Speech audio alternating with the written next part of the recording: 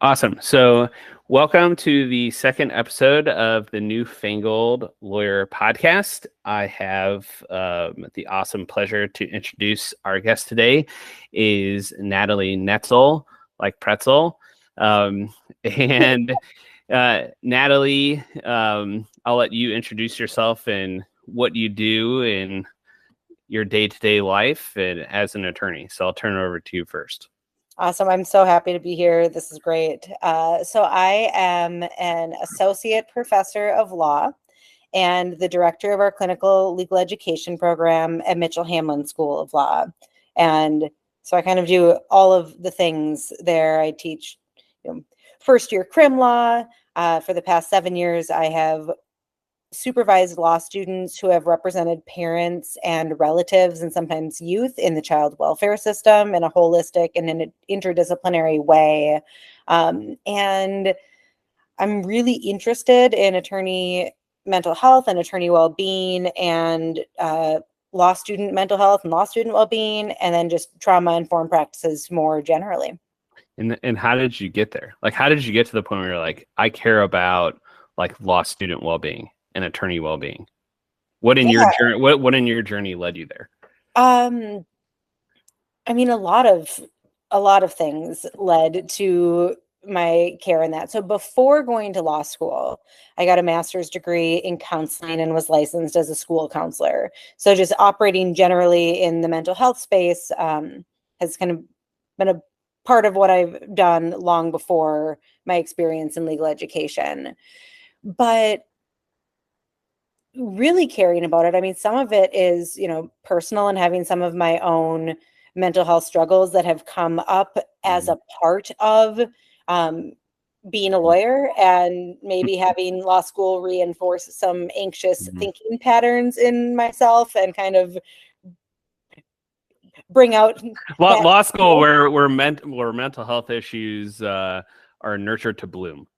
Yeah, exactly. And then it's watching students go through that process and having, for a long time, a lot of one-on-one conversations with students about their struggles, and just realizing like, oh, this is a much bigger problem that we're not exactly talking about, or maybe we're not talking about in the right way, because it is really isolating.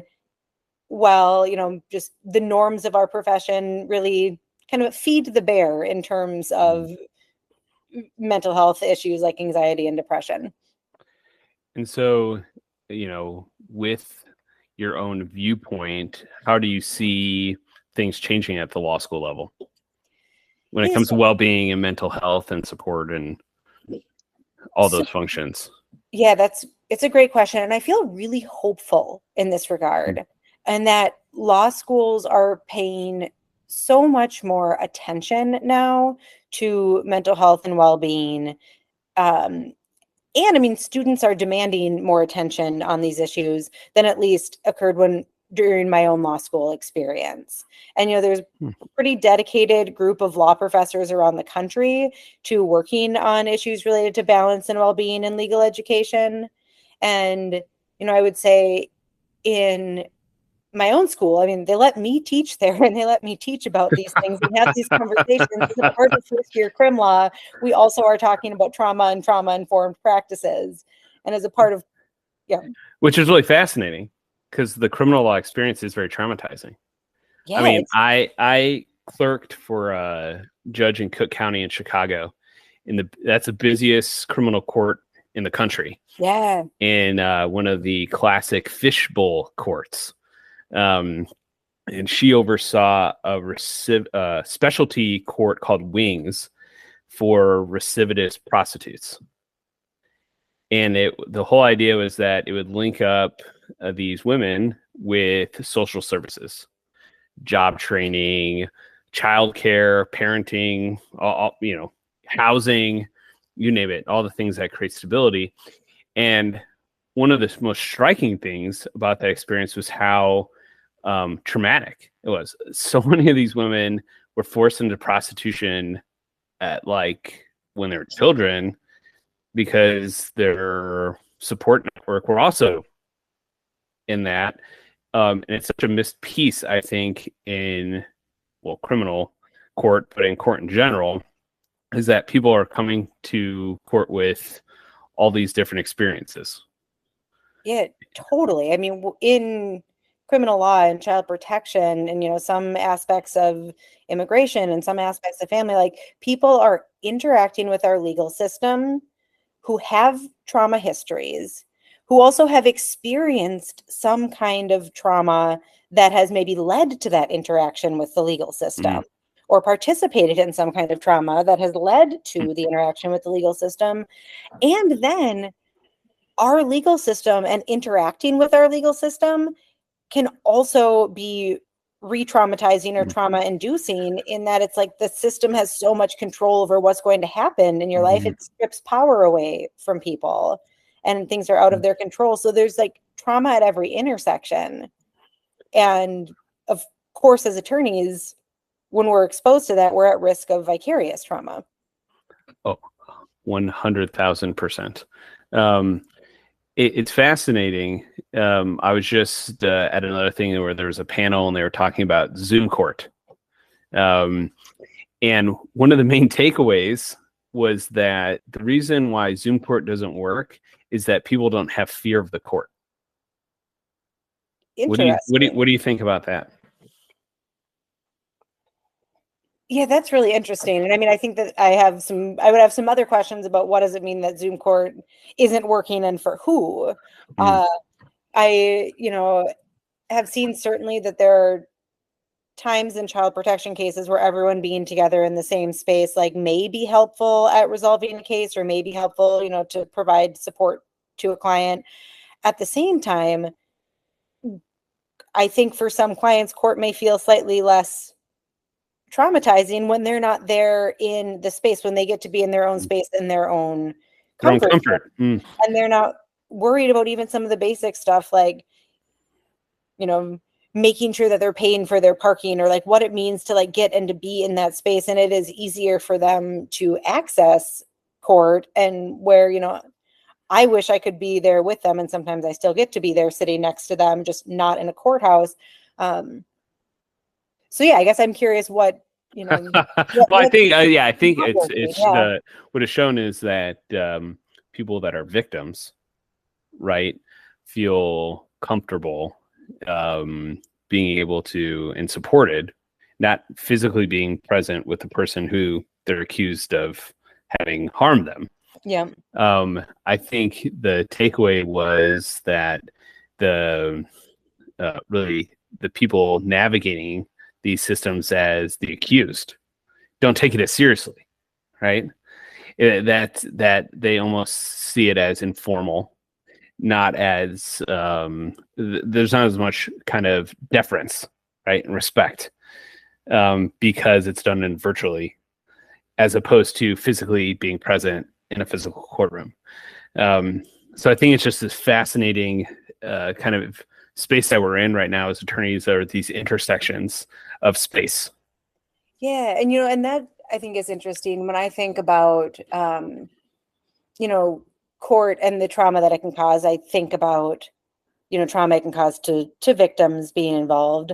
I also have a hard time sometimes separating victim and offender, in that people who commit offenses have experienced some kind of trauma that then, or more often than not, that also kind of factors and plays in. And I think that, there's something to be said for the trauma of offending, that, I believe people are good and want to be good and do good things. And sometimes we all have bad days, and in our criminal justice system and our child protection system, we catch people in their worst moments. And, being trauma informed is a part of recognizing that too, and seeing just like the full humanity in the people who are in people generally, and in the people who are interacting with our systems. Yeah, and it's like if anyone you plucked them out of time at their lowest point and defined them by that lowest point. Yeah, in child protection, we put a microscope on that lowest point, and then don't see all of the other strengths that exist for that person. And, people aren't an either or, it's not a good or a bad. And like, we're just all shaped by our experiences. And I don't think our court systems bring out the best in most people, if anyone, with how they're set up and how they're structured. What I say is stress is a hell of a drug. Yeah. And when people are stressed, they say and do things that they don't even mean. Yeah. And, when faced with these experiences, even as attorneys, sometimes how we show up in those situations is we almost deny ourselves our own humanity and don't let us feel the sorrow or the sadness of that situation. We just see it as an outcome. Yeah, I would say especially as attorneys. And like, it's, we're taught, we spend so much time in law school building these legal skills, like, statutory interpretation and legal writing and analysis. And all of that is really important and really critical. And at the same time, there's just historically has not been enough focus on the emotional aspects of law, on how to carry emotion, on how to care for oneself while caring for others, and just on examining the impact that being a lawyer has on the attorney. There's just, and we're doing more of that now, but it takes a lot to change habitual norms and normative standards of how, as a practice, right, a large group of people, you're essentially trying to move a glacier. Yeah. And so how in your own work, so you've been doing this work where it's up in your face. What are some different strategies or skills that you've developed or outlets that you've gone to help deal with these traumatizing situations? Yeah, I mean, I feel like I've done all of the things, and you can spend a lot of time researching, writing, thinking about, trying to put stuff out there, trying to help the next generation of lawyers be better prepared, and in trying to help the next generation of lawyers be better prepared for the vicarious trauma and that and mental health issues that may come up as a part of their work. That in turn helps me. So like, I'm very self-interested in my academic work. But is that such a bad thing? No, I don't think so. I think that is like what I'm trying to teach, is we all need to be a little bit more self-interested in our well-being for these reasons, to be better. I mean, just like to be good to ourselves and also to be better at showing up. And I mean, for me, some of the work has been like accepting my own limitations and time constraints, and like kind of recognizing that I can't do everything all at once. And so I need to make choices about what I do. Healthy, dose of therapy and prescribed medication to like help out as I'm untangling some of what I've seen. And then just really being able to bring that in an authentic way into a law school space and into a space working with other attorneys to kind of hopefully work together with people who also care about this to like co-create some solutions. It's like you're processing it out and in the open. Yeah, I think that is for better or worse. That is how I live. That is how I live my life. I mean, that's, but there's something to that, to showing that, this is not something to run from, not something to disconnect from and, separate yourself from, but to integrate as part of your experience, to be able to, not only allow yourself the space to process it, but share with others like, hey, this can be part of your experience. And you can have feelings about it. Yeah. Right. And some of those feelings can be that, being a part of the system is not joyful, is not Yeah. happy. Yeah. But darn, it could be fulfilling. Yeah. So what do you think, or how have you experienced like fulfillment in your career doing this work? Yeah. I mean, I love my clients, the parents and the relatives who find themselves kind of subjected to the child welfare system, and who are really wonderful, incredible people who aren't always given the benefit of the doubt that others are given, and being able to work with and connect with them and see their strengths and build on their strength. And that is incredibly fulfilling, to get to have that source of connection. And to get to help put forth a different narrative about them is really fulfilling. Yeah. And you mentioned the word love. What does love have to do with the law and client care? You don't hear that very often. I love my clients. And you say that not in the sense of kind of like I enjoy working with the clients, but you love the clients almost in light of their humanity and their situation and their personalities. You cut through that all. Yeah. I mean, or maybe I just see it differently, but like, they're just,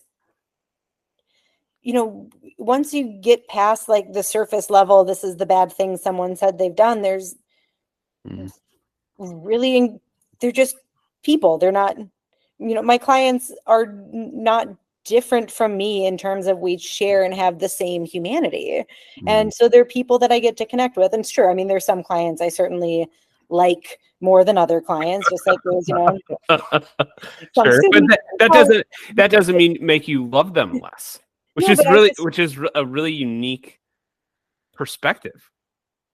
I can't say I've ever come across another attorney, Natalie, who would say, I love my clients for their humanity. Well, that's sad. Isn't it? But it's part of, I think, what drives kind of this dissatisfaction with being an attorney, or this misery, or this kind of sorrow, this disconnect. We see clients as other, right? Or see them as their problem, see them as a problem, right? They get conflated that the client is the problem.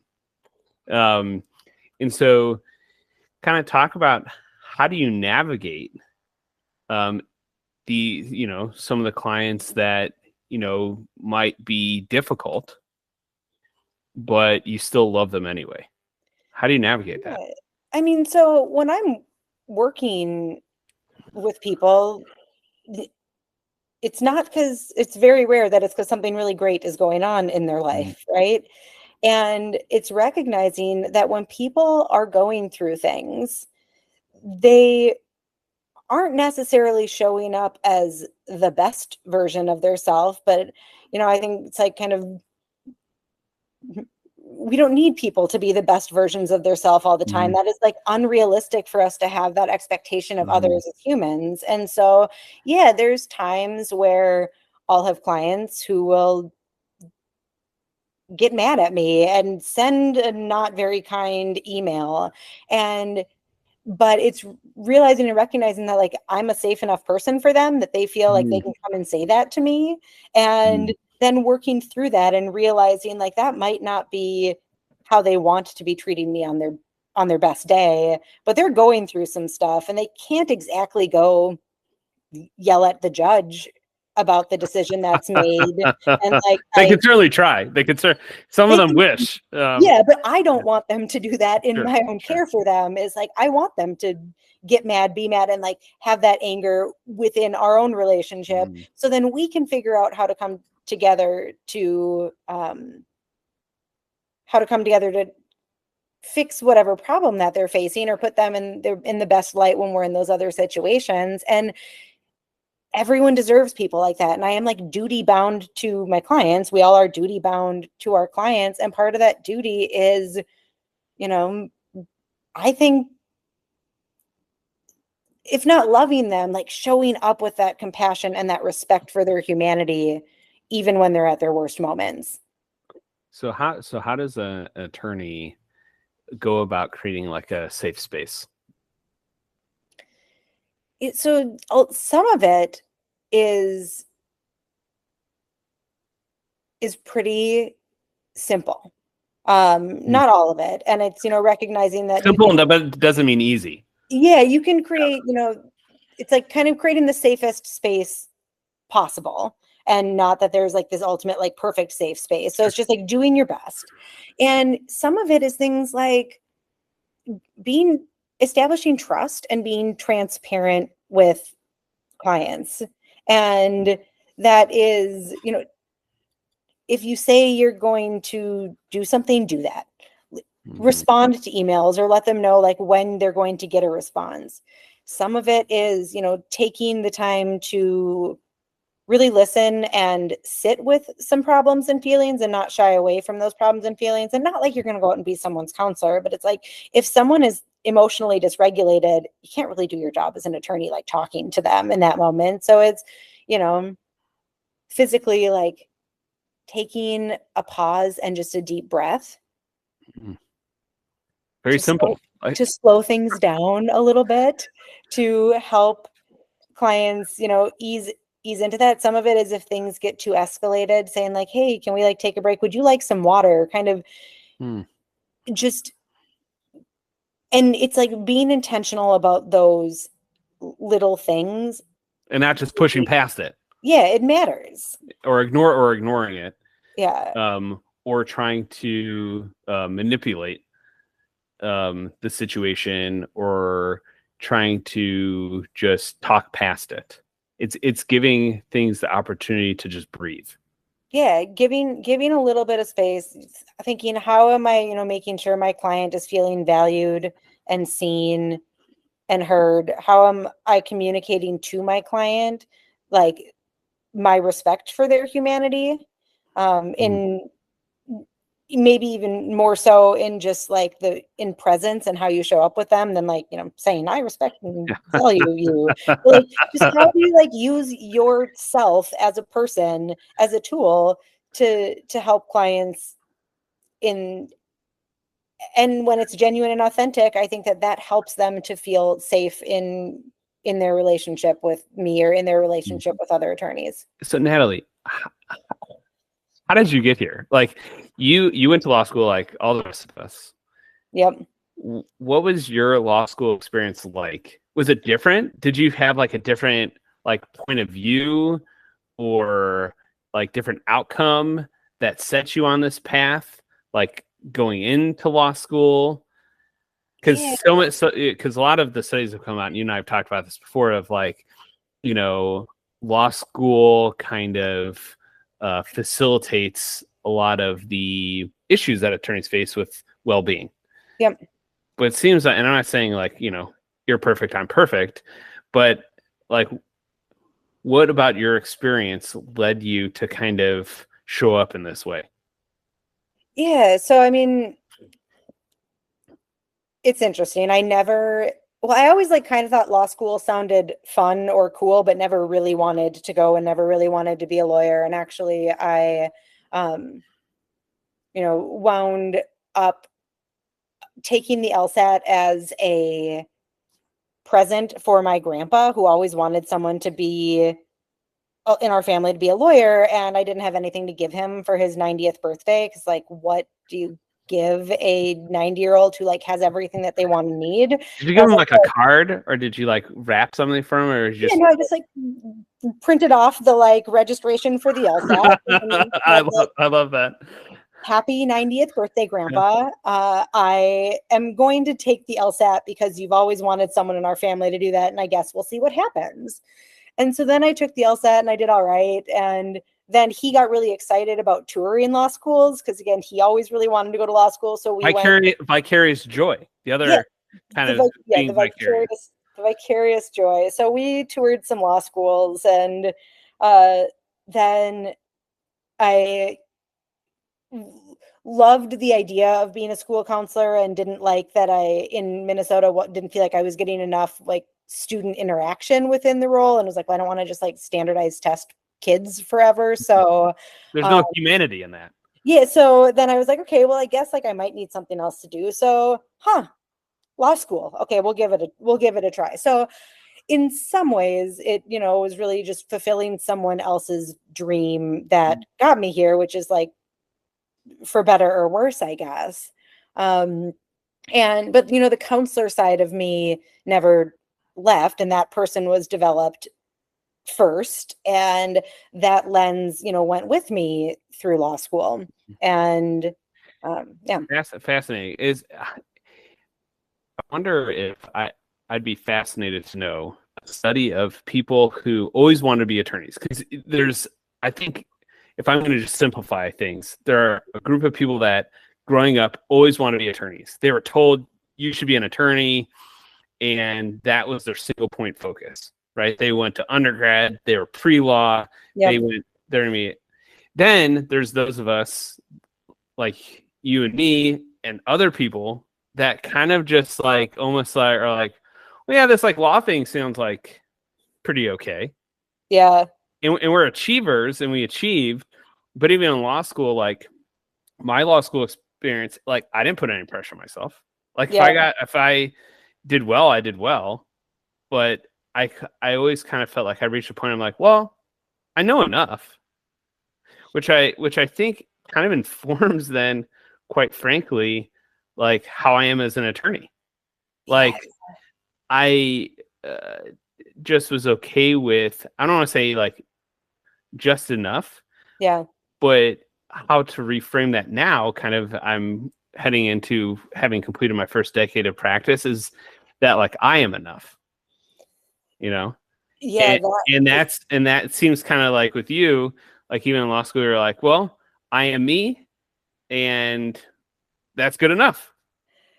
So that I love that is the me version that you are seeing now, which means that maybe I've actually done some work and accomplished some things in that regard, because I would say that I actually I took the LSAT as a gift to my grandpa, thinking I was going to do terrible on it. I never thought that I was going to be good at law school. In fact, my goal in law school was just don't fail. Like I was like, okay, like keep whatever scholarship they're giving me and just like don't fail. Because like you're pretty dumb, you don't belong here. So just imposter syndrome. Yeah, I mean, really. And then it turns out that the perfectionist tendencies that I have and wound up that not failing actually wound up being like really succeeding, which was a shock to me. And so law school was pretty good to me, and that I was like, oh, I thought I was too dumb to be here, and I'm like actually doing okay. I'm so self-critical of myself. Yeah. Any amount of success is almost a shock, almost a surprise. And so but then it was like once I like actually demonstrated some success, that's when I started to unravel, because I was like, oh well, how do I keep this up? Because clearly I can't. Clearly I still don't belong here, and someone's gonna finally figure it out. And like, what am I doing teaching law school? And that's maybe where some of the the anxiety and the anxious thinking patterns and stuff really got fueled, and then caused me some problems once I got into my career. That now part of my goal is to help give students better tools to deal with that, so they won't have those same problems that you've given a narrative to it, you've given a voice to it. Yeah. And you've been okay with saying it. You seem very comfortable with just saying this was my experience. Yeah. And so how did you get to this point? Have you always been this way? No, I don't think I've always been this way, but I think that being a professor is just such a, like, there's so much power in the professor and student relationship. And I don't know that I've earned it in any way, shape, or form, but like, of course not, because your success cannot be your own. I guess. Law students like look up to professors, and it was recognizing that when I would say stuff or talk about mental health, even a little bit, even in kind of like cutesy, sanitized, like veiled ways, that like the impact on law students being like, oh, so I'm not alone in thinking I don't belong here, or I'm not, or having those thoughts of I don't belong, or I'm not alone in thinking that I just, and in these struggles.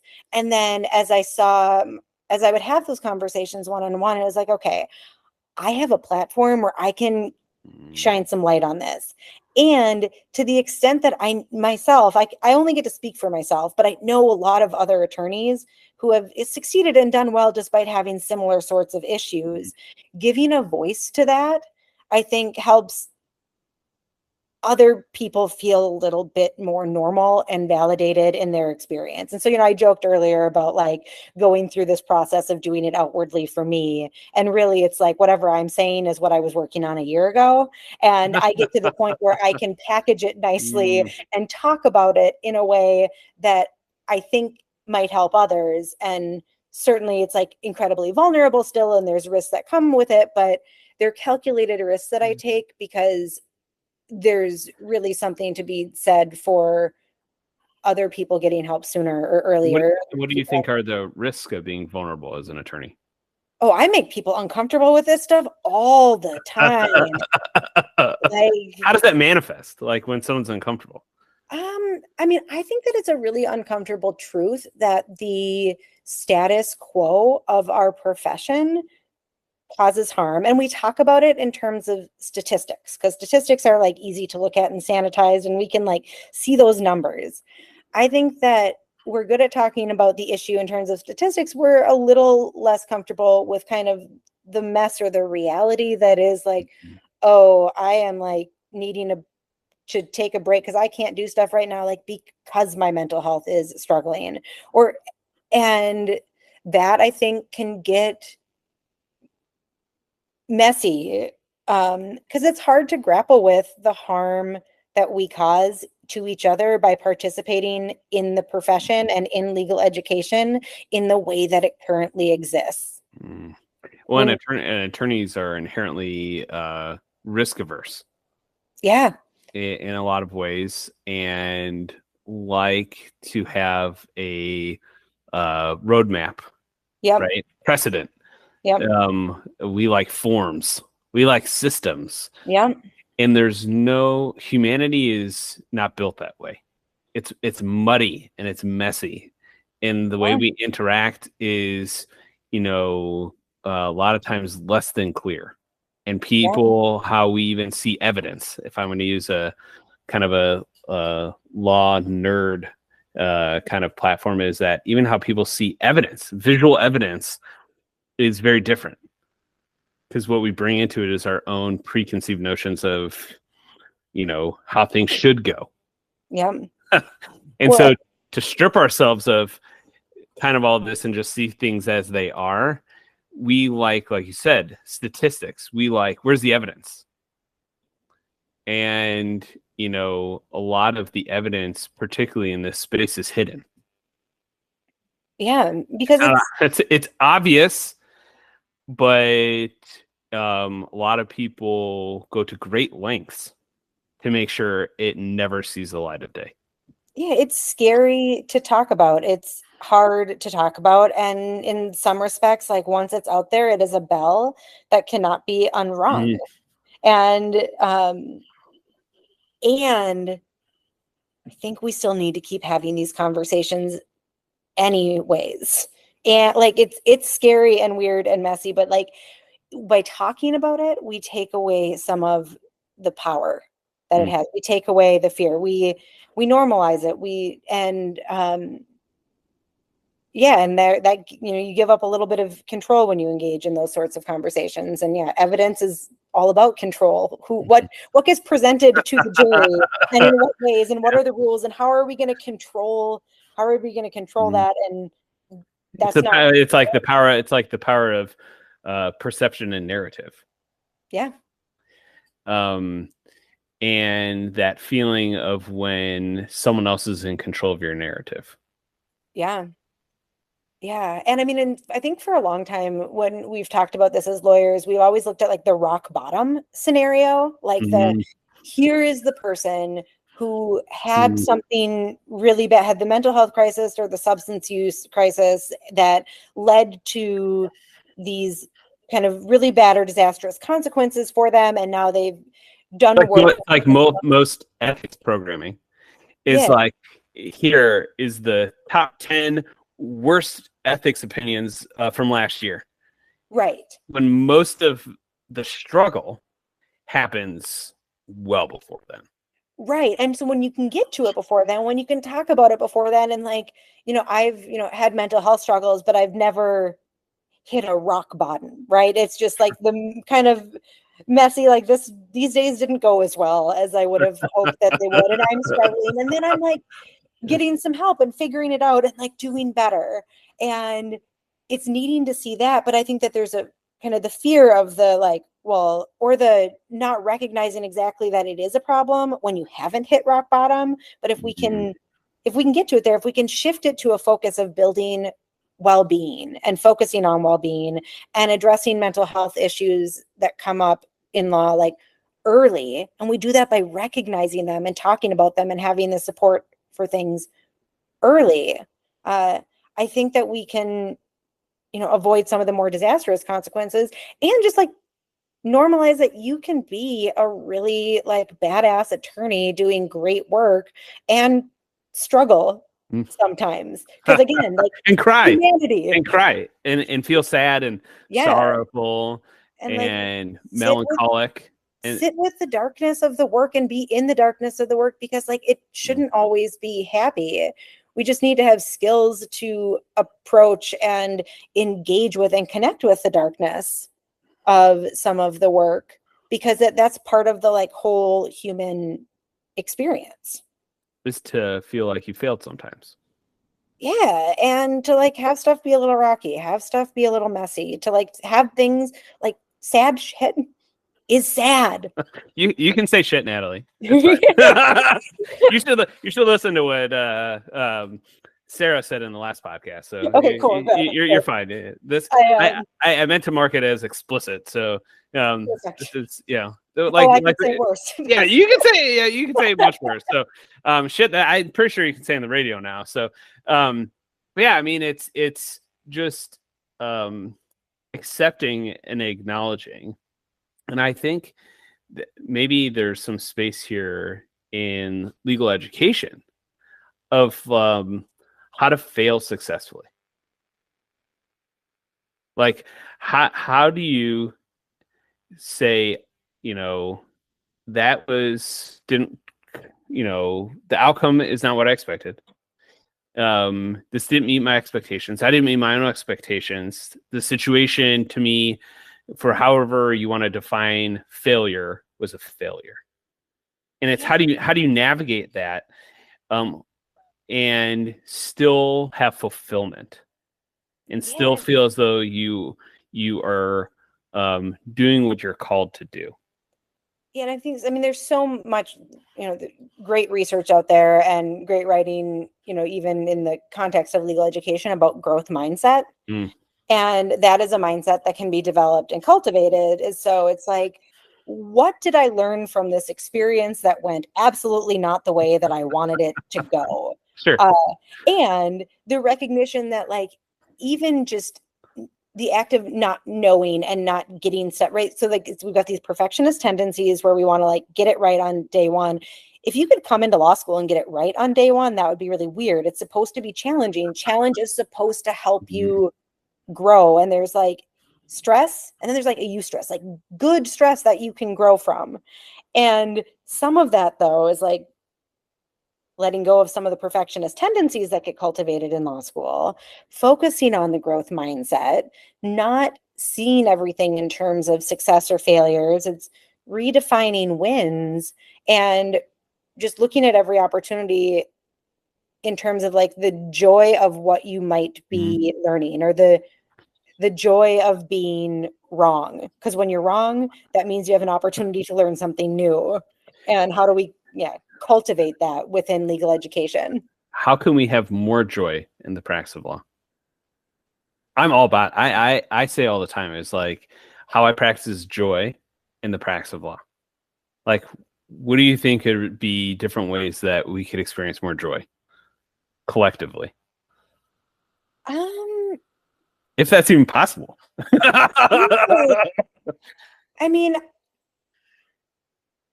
I think it's possible. I think it's going to take a lot of unlearning. I think that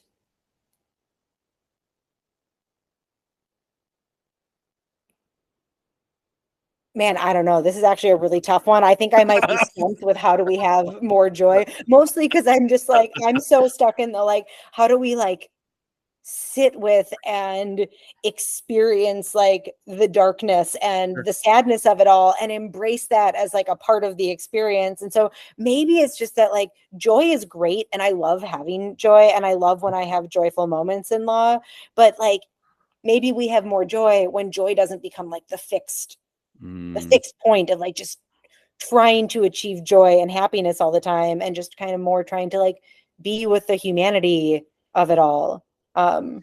It's really fascinating. I just finished reading Susan Cain's book Bittersweet, where she talks about sorrow and why we gravitate and cry like when we listen to, but also feel like connection and happiness when we listen to just like sad music.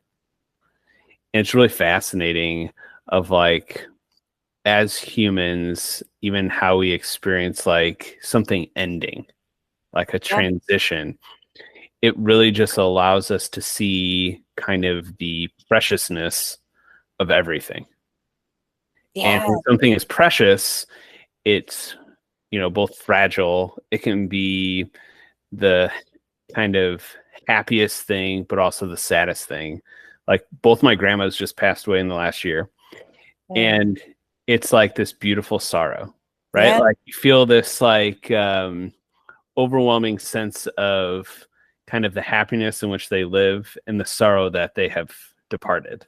And in the law, in attorneys, it's a lot of times we just see kind of loss, or like my client lost, as it's really missed opportunity to connect, right, with your client and say like, you know, or not even say, just be, right, and identify the humanness of the experience, and not try to even you know, deny your client the ability to feel what they're going to feel, right? Some people, for getting divorced, let's say, right, that client is both experiencing the joy if they want to get divorced, but also the sadness. And I think it's just shifting the paradigm around winning and losing. Not everything's winning and losing. And, you know, it's interesting. What you're saying is really resonating. In one of like the coolest projects I've worked on in one of the coolest organizations I've worked with in the past 2 years is an organization called Bellis.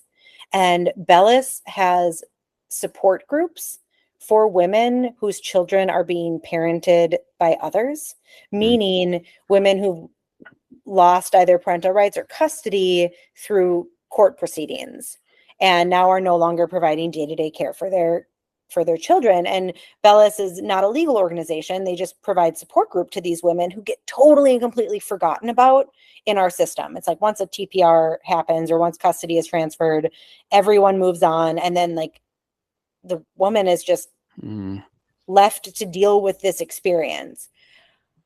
I've been so humbled to have the opportunity to go in and talk with these women about their experience through a legal lens, helping them understand, well, like, here's what happened, like legally. Here's kind of the current status of your legal rights. Here's what options you do or don't have moving forward. And also like, you know, here and like, and just sitting with them in that experience without much of a goal or an outcome. It's like brief legal advice that also like has elements of support, but it's like using the law as my legal knowledge as a tool for healing and being able to be with people who otherwise just aren't seen or really valued by our legal system anymore. There's a lot of comfort in it, just acknowledgement. Yeah. And I wish attorneys got to do more of that. Just understanding. Just to understand, to be there, to sit with that, and to really be with that humanity. Because loss is a huge part of our legal system, and not like losses in winning and losing, but loss as in like there is something lost, and it's like a death. Yeah. I mean, kind of. Yeah. The way in which you lived before, for a lot of people, it's like has ended. Yeah. And I mean, for these women, it's like ambiguous loss. You know, it's the loss because you're grieving, but it's also the like, but you're grieving someone or something, a relationship that is with a person who's still alive more often than not. And how do you grieve when there's not really a roadmap to grieve that kind of loss? And it's been a really humbling experience. Yeah, that's really fascinating that you bring that up. I've really been thinking about how the role of attorney could transform into that of like a doula. Yeah. Like you're like a guide, right? You're a support. Yeah. You are the calm presence. Yeah. The listening ear, the command of the room if need be, right? There's death doulas, there's birthing doulas, right? Yeah. That's how we see it in this context. Well, it's like as attorneys, I think really it could be just part of this process. It's just reframing what our role is and how we interact with with our clients or other attorneys or the legal profession broadly as more of kind of quiet guides. Yeah, well, and it's interesting now as you're talking about that, and I'm thinking about having had like my own doula who was amazing when I gave birth. But it's like, the doula is someone who's like acting alongside the medical professional who's not necessarily a medical professional, but has the knowledge. And I'm like, do people, and maybe they do, and maybe this is going to be like my new job, like to like be the attorney who helps someone navigate the legal system and their relationship with their attorney, and like, right, to like be the person like alongside helping navigate this, because it is such a often emotional and challenging experience that you might need someone with expertise to help you be able to engage with other legal professionals and with systems. That's really fascinating. There you go, Natalie. I just discovered your calling. Legal doula. Legal doula. Natalie Netzel, the legal doula. Well, okay, give me 5 years. It's going to happen. Well, and I'll be there to hopefully support you along the way. You heard it here first. Yeah, we heard it here first. Groundbreaking news.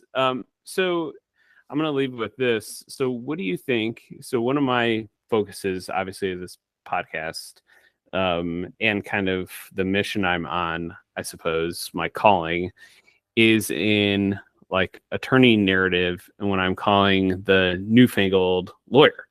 Yep. Like, what is the path forward here? So what do you think it means to be a newfangled lawyer?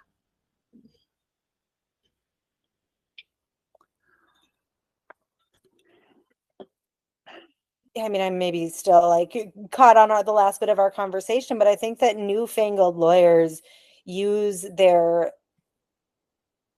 legal knowledge to promote healing first, and then everything else falls into place. But how are we as lawyers promoting, encouraging, cultivating, empowering healing? Because I think that that's not only going to be good for the clients that we serve, but it's a way healthier way. Even self-healing. Even self-healing. Yeah. Attorney in a very broad sense, healing. Yep. Inward to be outward. Yep. Well, Natalie, this was awesome. This was a great joy to have this conversation. And so this is kind of the fun part where I just go and ramble on and say, I'm going to hit stop recording, and I may or may not cut it out at the end.